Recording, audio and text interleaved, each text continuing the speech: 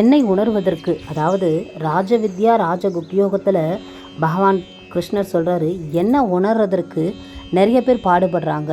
எப்பவுமே என்னை நினைக்கிறவங்களே இருப்பாங்க. அவங்க என்னையே நினச்சிக்கிட்டு இருக்கிறனால மற்றவங்களோட ஞானத்தின் மூலம் என்ன அவங்க வணங்குறாங்க.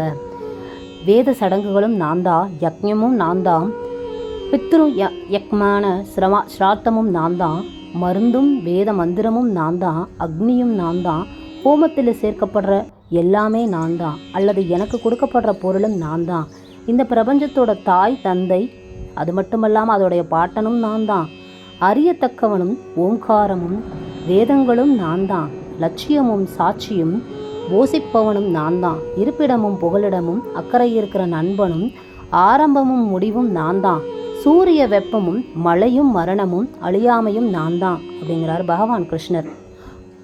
ஆசையோட